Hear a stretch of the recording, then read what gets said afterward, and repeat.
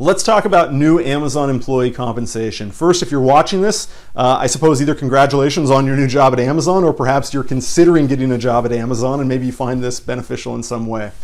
There's a couple of ways in which new Amazon employees are compensated. The first, general base salary, really straightforward. The second is a year one and a year two on hire bonus. And then the third is restricted stock units. Let's talk a little bit about how each of these plays out and look at a timeline. Base salary, really straightforward. You're paid each and every month. Not a lot to talk about there. The year one and year two sign-on bonuses, they're really not that complicated. Think of them for all intents and purposes as just additional salary that you're receiving, additional cash. You receive it with every paycheck. So if you were entitled to a $60,000 year one sign-on bonus, you're just gonna get $5,000 per paycheck. So think of it as additional cash. And then those restricted stock units that you're going to receive those at the end of year one, the end of year two, and then 2.5 months in, 2.5 years in, 3 years in, 3.5 years in, and 4 years in. You're probably also receiving additional shares as an Amazon employee over time. But those are the ways in which you get paid and the timeline for which you get paid. Now, I think it's helpful to actually put some numbers to this and look at what this actually means and what do these percentage breakdowns look like. Obviously, this is going to vary a lot depending on whether you're a new hire coming in at level 4, or maybe you're a new hire coming in at level 6 or 7 or 8. Obviously, these numbers are going to be substantially different, but important to at least think about the big picture here. So Amazon's maximum salary that they're going to provide you, at least in 2020, is $160,000. Now, if you come in and your base salary is not $160,000 and you're at a higher level, don't be surprised, because they might start you at essentially $150,000, $155,000. That gives the manager a little bit of flexibility to give you a raise down the road, rather than being capped out and them saying, well, hey, sorry, we can't give you a raise because you're already at the maximum salary.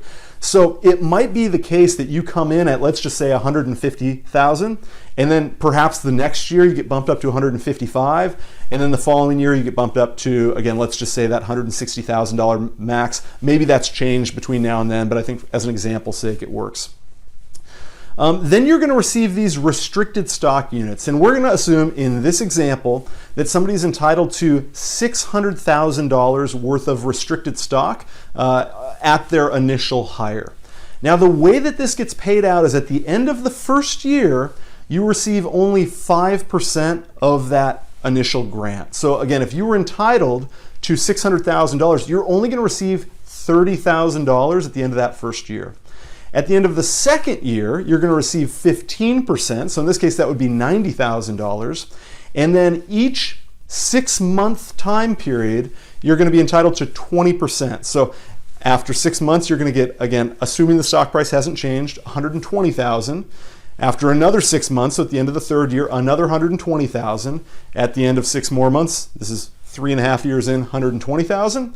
At the end of the fourth year, another $120,000. So years 3 and year 4, in aggregate, you're going to get 40%, and that's going to add up to, in this scenario, $240,000 of vesting grants. You'll notice now that there's a pretty big difference between those first 2 years and those second 2 years if we just take base salary and grants into account. And that's why we see this on-hire bonus being awarded, essentially to make up that difference, to make up that gap in the first couple of years while you're an Amazon employee. Typically, you're going to see that first on-hire stock award, that first year, is going to be a bit bigger than the second year, again, because in that second year, you have 10% more of your stock vesting. And so you'll also notice that right off the bat, more of your Amazon compensation is fixed. So more of it's going to be based on just that base salary and that on-hire stock award. And then the longer you're at Amazon, particularly in year 3 and year 4, it's going to be a lot more variable, and it's going to be a lot more tied to the stock price of Amazon. So if Amazon does really well, then you're going to be feeling really good about yourself, particularly in those 3rd and 4th years. And if Amazon stock price doesn't do as well, then you might see your total compensation remain relatively flat, or even if the stock price drops, you can actually see your total compensation go down. So you're highly incentivized to see the stock price of Amazon go up, to say the least. If you have any questions, please feel free, reach out. We work with a lot of Amazon employees, a lot of Microsoft employees, a lot of Pacific Northwest tech employees. If you're interested, feel free, follow me on LinkedIn. I post a lot of information about this and a lot of other information related to Amazon. Particularly, I know that there's a lot of people who do this on their own. I'm happy for you, that's great. If you're overwhelmed by the sheer number of choices, this is just the tip of the iceberg in terms of things that we do with Pacific Northwest tech employees. One of the coolest benefits that just now started with Amazon employees in 2020 is the mega backdoor Roth conversion. Highly recommend that you watch that video if you haven't had a chance to already. It's just an incredible benefit now finally available to Amazon employees. Again, feel free, follow me on LinkedIn. If you have any questions, please feel free, reach out. We're a resource. We want to provide great education for Amazon employees and do whatever we can to help you out. Hope that helps. We'll talk to you soon. Cheers.